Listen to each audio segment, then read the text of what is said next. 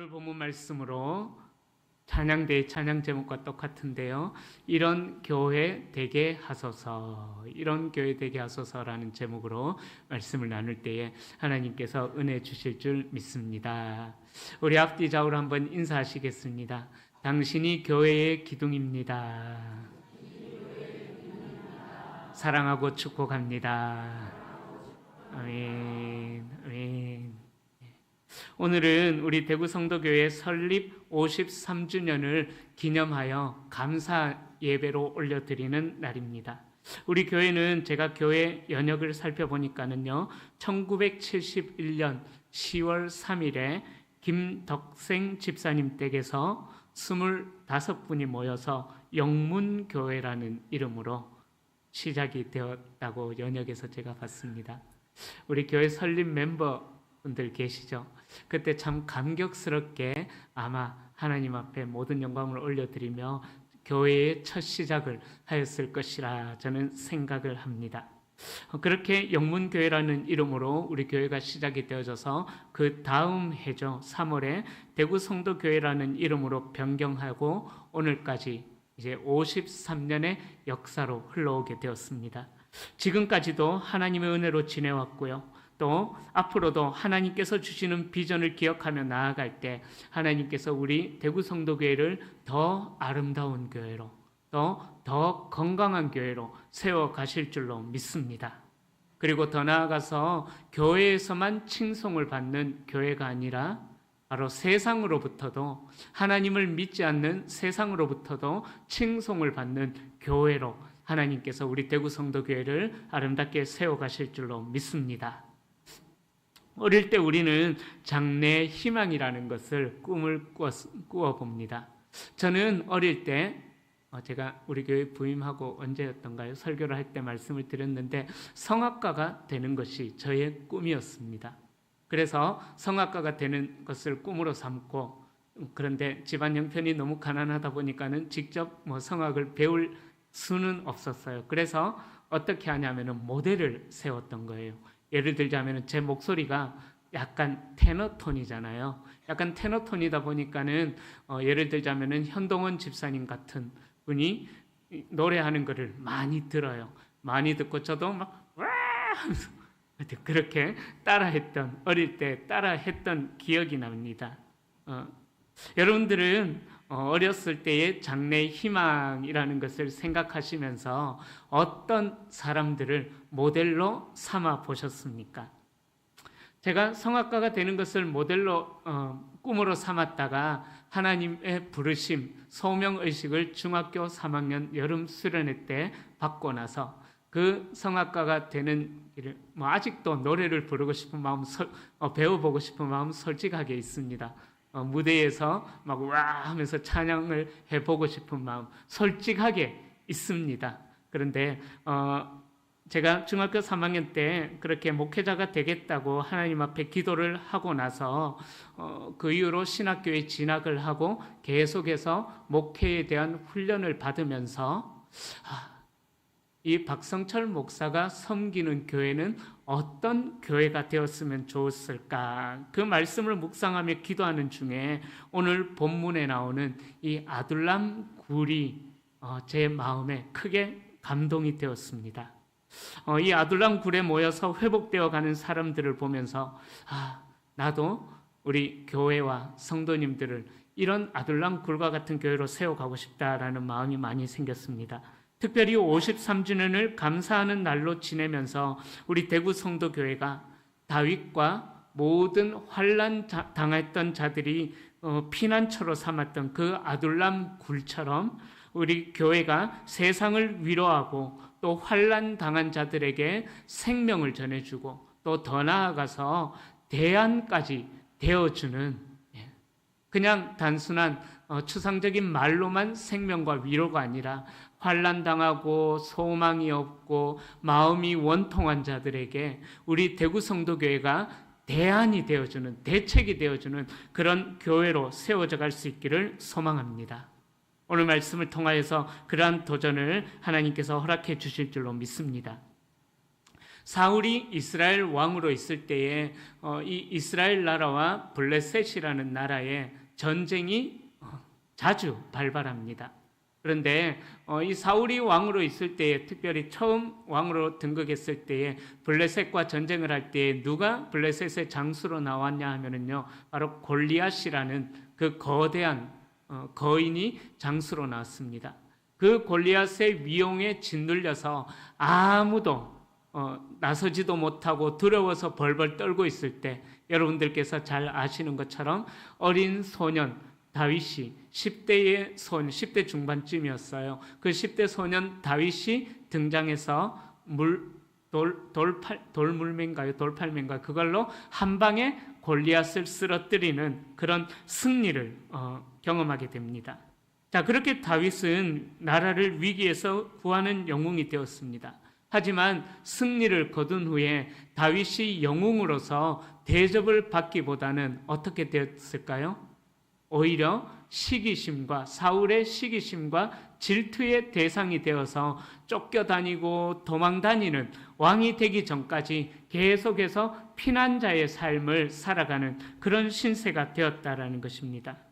그 후에 다윗은 사울을 피해서 숨어다니는 도망자의 인생을 살아가면서 여기도 갔다가 저기도 갔다가 하는데, 오늘 본문에 보면은 적국의 땅이었어요. 블레셋의 가드 땅까지 도망하게 됩니다. 다윗은 이스라엘과 적대 관계인 블레셋의 가드로 도망하게 된다면은 사울이 나를 쫓아오지 않을 것이다. 그렇겠죠, 그죠? 적국이니까 사울이 쫓아오지 않을 것이다 라고 생각을 했었을 것입니다. 그러나 요즘에야 그렇죠. 요즘에는 각 나라마다 경계선이 있어가지고 그 영토를 침범하게 되면은 이제 경고 방송을 하기도 하고 위협 사격을 하기도 하죠. 그러나 옛날에는 그런 게 어디 있었겠습니까? 그죠? 자, 그래서 사울이 적국인 블레셋의 가드 땅까지 다윗을 잡으러 찾아갔습니다. 다윗은 정치적인 계산으로 그렇게 블레셋 땅 적국으로 도망갔었지만은, 그러나 아무리 힘들어도 적국이었던 또 이방 나라였던 블레셋의 땅으로 도망가는 것은 하나님의 사람인 다윗답지 못한 처신이었다라는 것입니다. 이스라엘의 왕으로 기름 부음 받은 다윗이 두려움 때문에 이방인의 땅으로 들어갔다라는 것은 하나님의 사람으로서 자존심도 상하고 또 하나님의 사람으로 수치스러운 아주 어리석은 선택이었던 것입니다. 그런데 다윗의 안일함 때문이었을까요? 가드 땅이 안전하다고 생각한 다윗을 아기스 왕의 신하들이 단번에 알아봅니다. 그가 골리앗을 죽이고 승리했을 때에 이스라엘 여인들이 불렀던 노래죠. 사울이 죽인 자는 천천히요, 다윗이 죽인 자는 만만히로다. 다윗의 블레셋 가드 아기스 왕의 신하들도 그 노래를 기억하고 있었던 거예요. 자, 그 노래를 이야기하면서 아기스 왕에게 저 다윗은 우리나라의 아주 유명한 장수인 골리앗을 쓰러뜨린 자입니다. 어떻게 우리나라에 그냥 둘 수가 있겠습니까? 왕이시여 위험합니다라고 그렇게 고발을 합니다. 자, 그렇게 사울을 자극하여서 노래했던 사울이 죽인 자는 천천히요, 다윗이 죽인 자는 만만히로다. 이 노래가 이제는 다윗의 목숨을 위협하는, 단순히 시기와 질투의 노래가 아니라 목숨을 위협하는 그런 지경까지 나아가게 되었던 것입니다. 다윗은 가드 땅으로 도망가기 전에 하나님의 뜻을 좀 여쭈어보고, 하나님, 제가 어디로 도망가야 되겠습니까? 그렇게 하나님 앞에 여쭈어보고 도망갈 땅을 선택해야 했었지만은, 안타깝게도 다윗은 이 위기의 상황에서 목숨이 급박한 그런 위기의식을 느끼고 하나님께 여쭈어보지도 않고 그냥 도망가 버렸다라는 것이죠. 자기의 정치적인 계산으로, 인간적인 계산으로 안전하다 싶은 그 땅으로 도망을 갔습니다. 그러나 아기스의 신하들이 다윗을 단번에 알아보는 바람에 다윗은 또다시 생명을 잃을지도 모르는 그러한 위급한 상황에 임하게 된 것입니다. 사울의 눈을 피해서 이방 나라, 자기의 계산으로 안전하다 생각이 되는 이방 나라까지 도망을 갔지만 그 땅까지도 이 다윗에게는 안전의 대상, 평안의 대상, 피난처가 될 수는 없었던 것입니다. 자, 그래서 목숨의 위협을 느끼게 된 다윗은 가드 왕 앞에서 수염에 침을 질질 흘리면서 미친 척을 하면서 그렇게 또 다시 그 가드 땅을 떠나서 목숨을 유지하기 위해서 아둘람 굴이라는 그 굴까지 도망가게 됩니다. 사랑하는 성도님들, 두려움 중에 하나님의 뜻을 구하지 않고 섣불리 도망갈 곳을 정해 버린다면은요, 그곳은 이전보다 더 훨씬 위험한 곳이 될 수 있다라는 사실을 기억해야 합니다. 그러기에 성도는 위기의 상황 앞에서, 두려움의 상황 앞에서 우리의 감정이, 그 두려움을 느끼는 감정, 위기를 느끼는 감정이 우리의 선택의 기준이 되어서는 안 된다라는 사실입니다. 그러기에 기도함으로 하나님의 뜻을 여쭙고 위기의 상황 앞에서는 더 하나님 앞에 엎드리는 기도의 무릎이 있어야 된다라는 것입니다. 바로 기도함으로 하나님 앞에 나아갈 때에 하나님께서는 그 모든 상황을 뛰어넘는 하나님의 평강을 우리 가운데 허락해 주신다라는 사실입니다. 그러기에 귀하신 우리 성도님들, 기도를 통해서 위기의 상황 앞에서 하나님 앞에 엎드리는 기도의 삶을 선택함으로 인해서 어떤 상황 속에서도 평안을 유지할 수 있는 일체의 비결을 배울 수 있기를 축복합니다. 성도는 위기의 시간일수록 더 하나님 앞에 나아가야 된다라는 것입니다. 위기의 시간일수록 내가 선택하는 것이 인간의 기준이고, 위기의 시간일수록, 두려움의 시간일수록 사람의 해결 방법을 선택한다면 그것이 오늘 본문에 나오는 다윗처럼 더 위험한 상황으로 몰아갈 수 있기 때문에 위기의 상황일수록 더 하나님 앞에 나아가는 저와 여러분들이 될 수 있기를 소망합니다. 자, 그렇게 자기 나라와 적국에서도 인정을 받지 못하고 버림받았던 다윗, 도망쳐 나온 신세가 된 다윗은 이제 더 이상 피할 곳이 없는 죽음의 장소인 광야로 도망을 갑니다. 다윗은 오갈 데가 없는 자가 되어서 죽음의 땅, 또 죽은 자들을 장사 지내는 어떤 한 굴로 피하게 됩니다. 이스라엘 지역에서 광야에 있는 굴은요, 시체를 매장하는 장소였거든요. 그러니까 다윗이 그 시체를 매장하는 장소로 들어갔다라는 것, 어찌 보면은 다윗의 인생이 거의 끝난 것과 우리는 결론을 알고 있기 때문에, 다윗의 인생에 다시 반전의 역사가 일어날 것임을 알고 있기 때문에 다윗이 이 아둘람 굴로 들어간 것이 별로 감동이 되지 않을 수도 있습니다. 그러나 우리가 뒤에 이야기를 모른다고 생각했을 때에 다윗이 시체를 매장하는 굴 속으로 들어갔다라는 것은 어찌 보면 다윗의 인생은 이제 끝난 것과 마찬가지다라는 생각을 할 수가 있습니다. 그런데 또 아이러니한 것은요, 이 다윗이 도망간 이 아둘람 굴의 이름의 뜻은요, 바로 피난처, 은신처라는 뜻이 있습니다.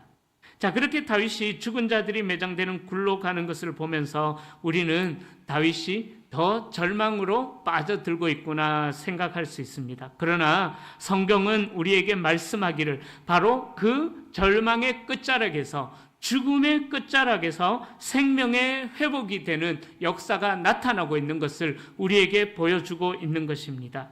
이 죽음의 땅인 아둘람 굴에서 다윗은 하나님을 경험하게 되고, 죽음의 땅인 아둘람 굴에서 다윗은 생명의 소생을 경험하게 되었던 것입니다. 22장 2절에 보면은 이스라엘에서 각지에서 환난당한 사람과 빚진 사람과 마음이 원통한 사람들이 다 다윗에게로 몰려들었다라고 말씀합니다. 이 아둘람 굴에 모여든 사람은 하나같이 어찌 보면은 상처, 아픔이 많은 인생들이었습니다. 사울 왕의 폭압적인 통치 아래에서 도저히 정상적인 삶을 살아갈 수가 없는 그런 사람들이었던 것입니다. 그러기에 이들이 다윗을 찾아온 이유가 무엇일까? 분명한 이유가 이유를 우리가 알 수가 있는 것이죠. 다윗 역시 아둘람 굴로 들어오기까지 그의 인생이 어떠했습니까? 사울의 죽음의 칼을 피하여서 도망하여서 또 도망하여서 놉 땅, 가드 땅, 아둘람 굴 이렇게 계속해서 도망을 갔다라는 것이죠.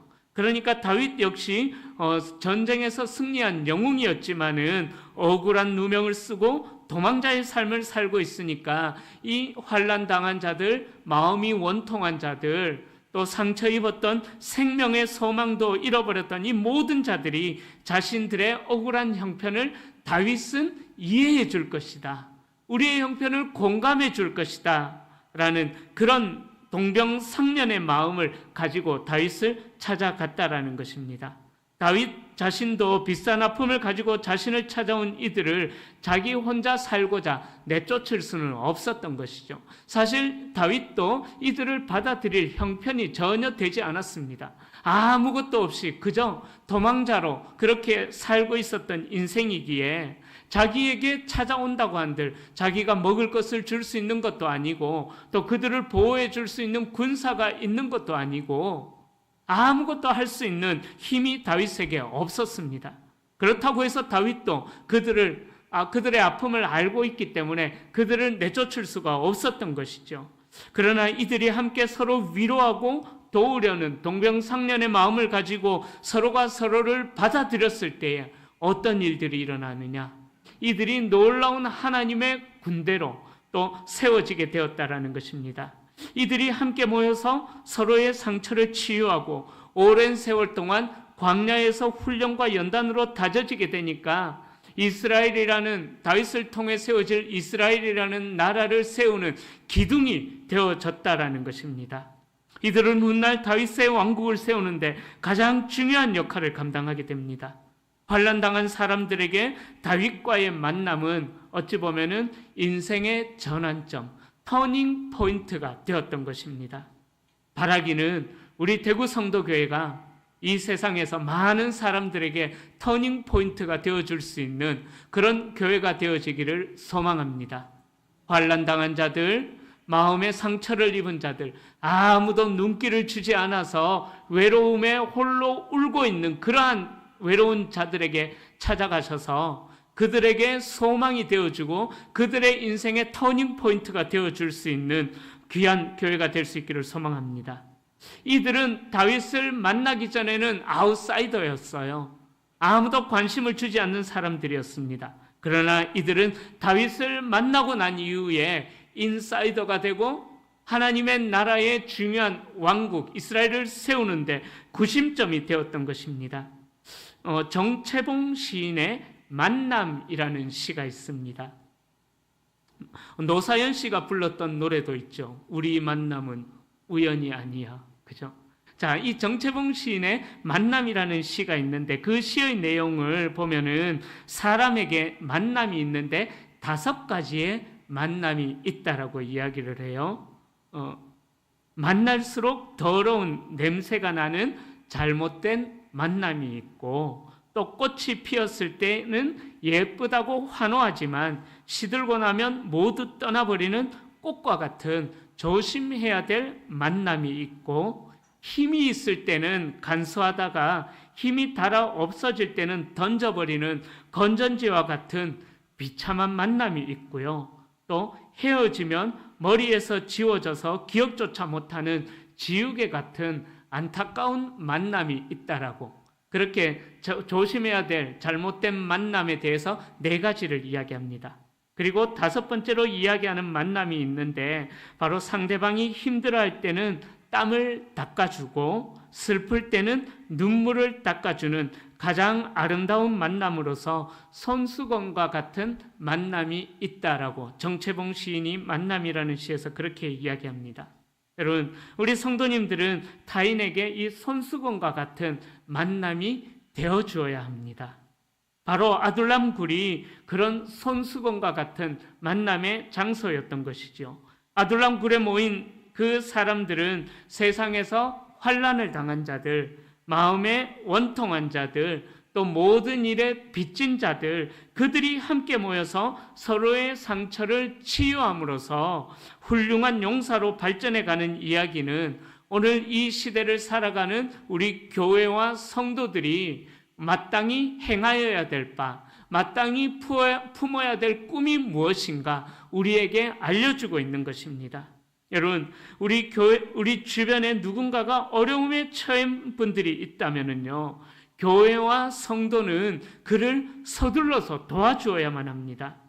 도움의 타당성, 이 사람을 도와주었을 때에 나에게 무슨 유익이 있을까? 이 사람을 도와주었을 때에 우리 교회가 무슨 유익이 있을까? 그런 도움의 타당성 여부를 따지다가 도움의 기회를 놓쳐서는 안 된다라는 것입니다. 설령 교회가 쏟게 되는 한이 있더라도 교회는 그래야만 하는 것입니다.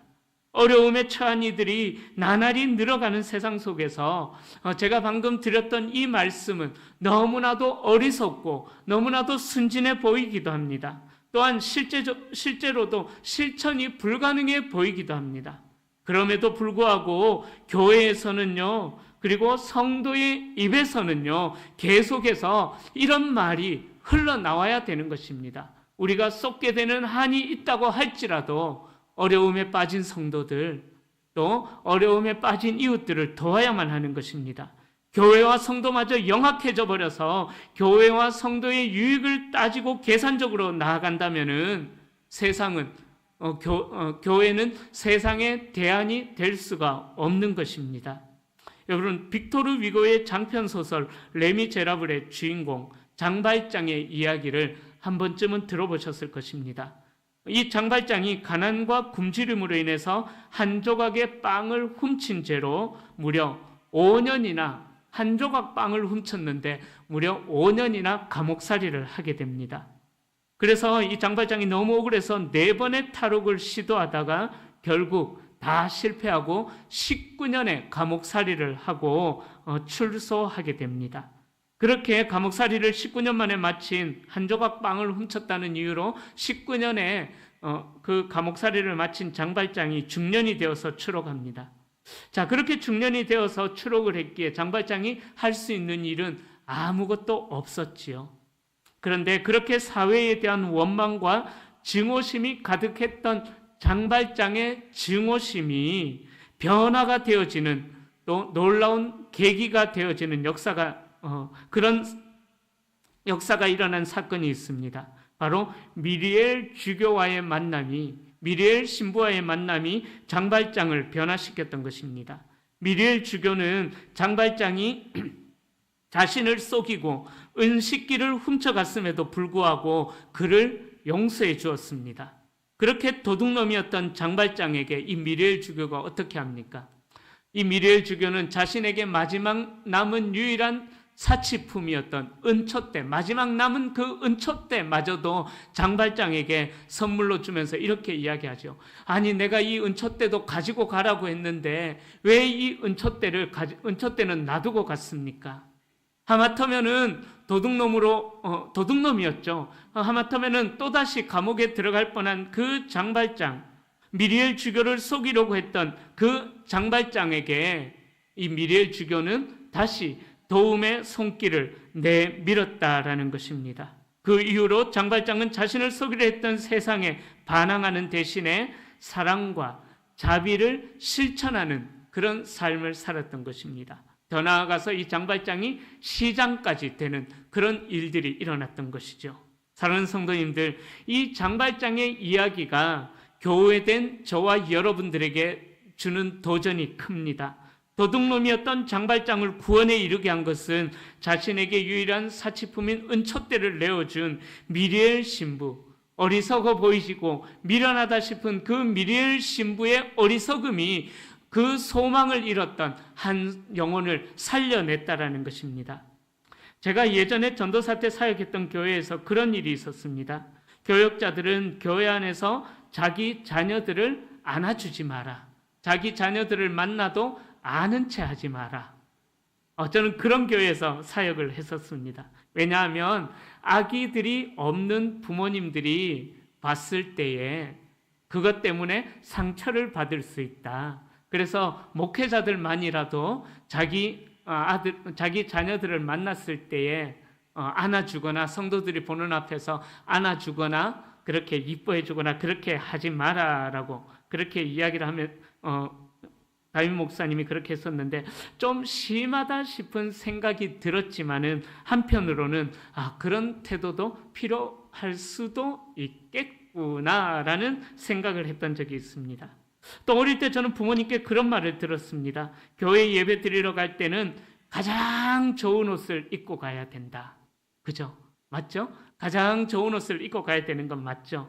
그런데 다시 한 번 더 생각해 볼 필요가 있는 말이라고 저는 설교를 준비하면서 생각이 들었습니다.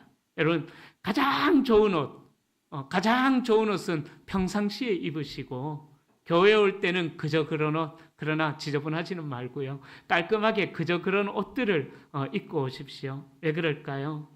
우리가 입고 오는 가장 좋은 옷, 제가 예전에도 말씀드렸는데 뭐라 부르는 똥가방이나 또 요즘 시끄러운 D자로 시작하는 그 올백이라든지 그런 거는 평상시에 들고 다니시고 교회 올 때는 그냥 평범한 가방 들고 오셔요. 왜요?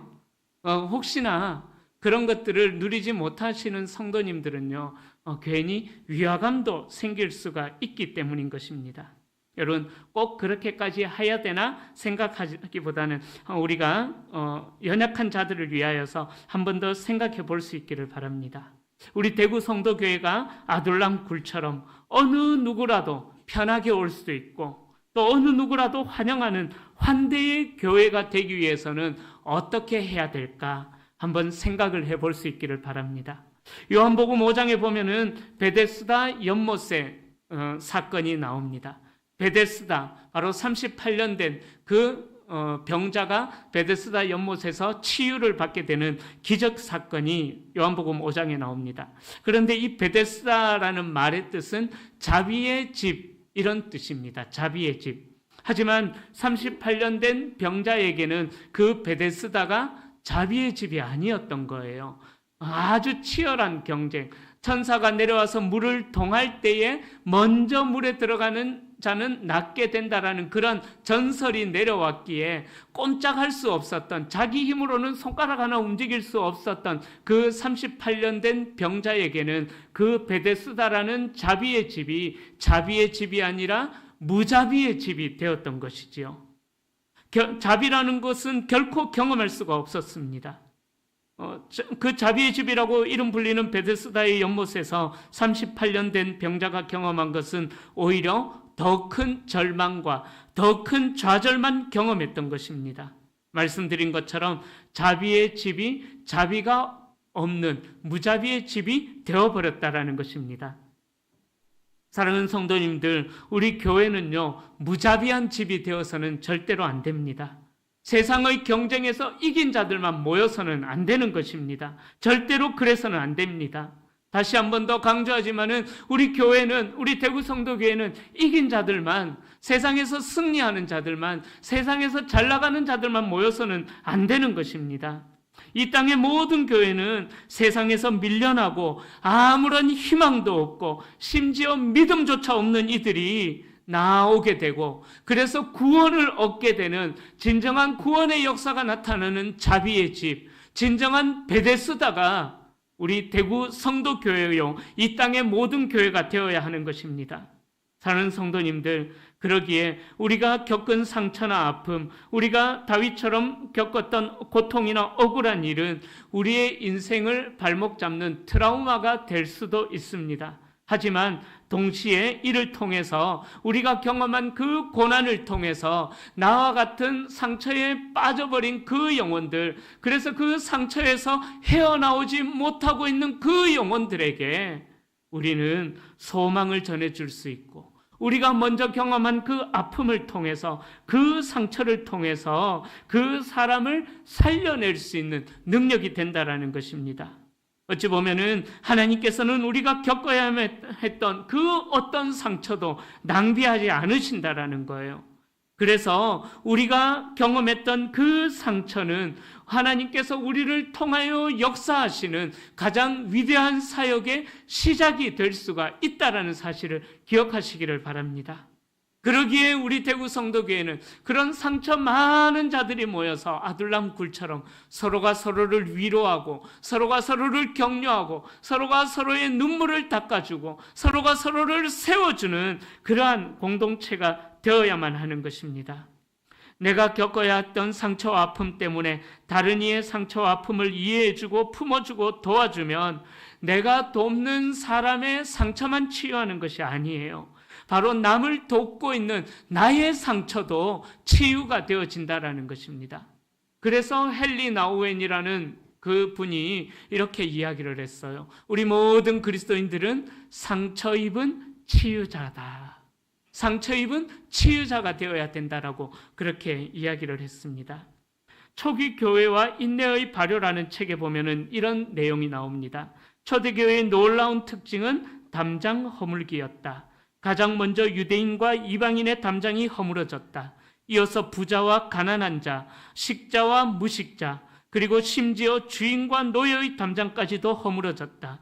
초대교회 안에서는 세상에서라면 도저히 어울릴 수 없는 이들이 하나가 되었고 서로를 형제와 자매라고 불렀다. 그런 신분과 계급의 차별을 무너뜨리며 모였던 이들에게 사소한 교리적 차이는 중요하지 않았다. 오늘 우리는 초대교회의 지도자들이 남긴 글들을 읽으며 특정한 교리의 옳고 그름을 논하지만 아마도 당시 교인들 대부분은 그런 복잡한 문제들을 인식하지도 못했을 것이다. 교회의 주된 관심사는 특정한 교리를 지키는 것이 아니라 다종다양한 이들이 하나가 되어서 함께 살아가는 것이었다. 초대교회의 힘은 교리가 아닌 삶, 특히 다종다양한 이들이 하나가 되어 공동체를 이루며 살아가는 것에 있었다. 그 이야기를 초대교회 인내와 발효라는 책에서 이야기하고 있습니다. 저는 이 글을 통해서 이런 생각을 해봤습니다. 지금 우리 교회는 매끈하게 기획된 예배, 그 예배에 참석한 후에 자기들 수준에 맞는 교우들과 커피 한잔하면서 하나님 나라 신학이나 바울에 관한 세관점이나 문서설이나 영감설이나 이런 어려운 얘기만 주고받고 있는 것은 아닐까? 이것을 대단한 신앙이라고 여기고 있는 우리의 신앙이 아닐까 생각을 해보게 되었습니다.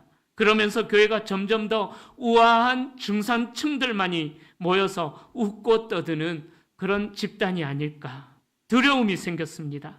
가난한 자들, 무식한 자들, 실패한 자들은 감히 끼어들 엄두조차 나지 않는 그런 교회, 마치 백화점 문화센터 같은 그런 비슷한 곳이 되어가고 있는 것은 아닐까? 하나님 앞에서 두려움이, 그 글을 읽으면서 두려움이 생겼습니다. 여러분, 아둘람 공동체는요, 상처 많은 자들이 모인 곳이기에 당연히 문제도 많았을 것입니다. 그러나 다윗은 그 많은 문제 속에서 그들과 함께 공동체 생활을 하면서 그 문제를 스스로 그들과 함께 어울리면서 극복해 나갔다라는 것입니다. 함께 고통을 나누고 함께 위기를 극복하고 그러면서 다윗은 리더십을 점점 더 키워나가면서 다윗의 나라는 그렇게 아둘람 공동체로부터 시작이 되어졌다라는 사실을 기억해야만 합니다. 여러분, 저는 우리 대구 성도교회가 아둘람 굴과 같은 그런 교회가 될 수 있기를 소망합니다. 그럭저럭 살만한 중산층 이상 되는 사람들만이 모여서 우리끼리만의 공동체를 형성하는 것이 아니라 다시요. 그럭저럭 살만한 중산층의 사람들이 모여서 우리끼리만의 공동체가 세워지지 않았으면 좋겠습니다. 또한 우리 대구 성도교회가 아둘람 굴과 같이 세상에서 환난당한 자, 억울하게 빚진 자, 마음이 원통한 자들이 모여들었을 때에 마음 편히 자신의 어려움을 나누면서 기도 요청도 할 수 있고 또 그들의 눈물을 닦아주는 손수건과 같은 만남을 이루어서 그들을 살려낼 수 있는 교회가 될 수 있기를 축원합니다.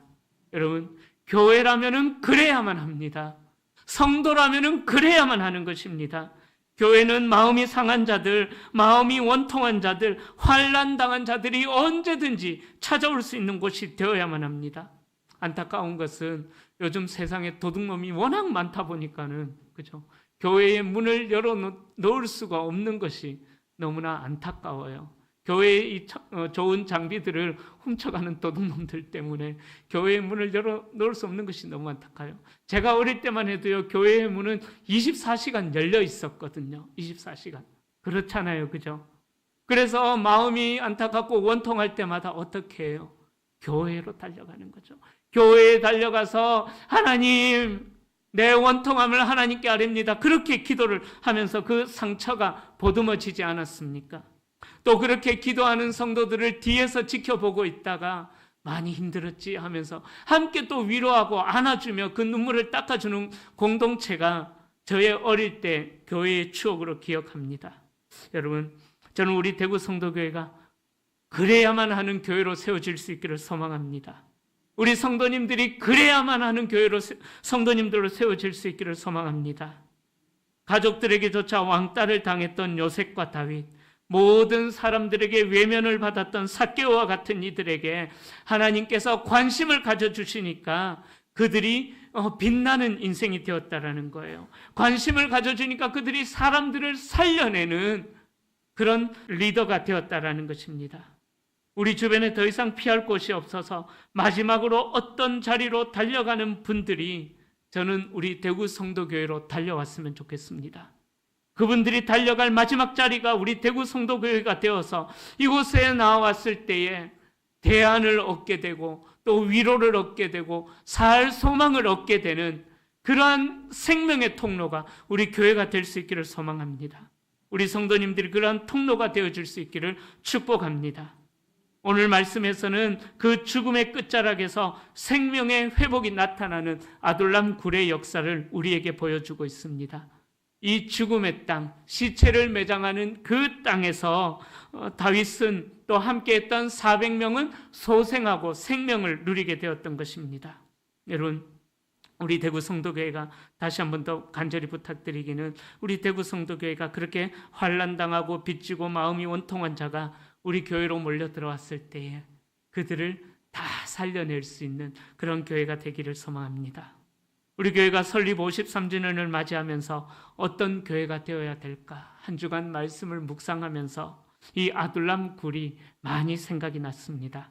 다윗이 아둘람 굴에서 그와 마음을 나눌 수 있는 평생의 친구들을 만난 것처럼 오히려 실패이며 고난의 자리인 것 같은 이 교회가 하나님의 새롭게 일하시는 회복의 장소가 될 수 있는 것입니다. 그러기에 우리 대구 성도교회를 바라보고 있는 이 세상 사람들의 마음에 상처를 주지 않도록 우리 교회와 성도가 세상 모든 사람들을 품고 살려내어서 세상으로부터 칭송받는 아름다운 교회, 건강한 교회가 되기를 예수님의 이름으로 간절히 축원합니다.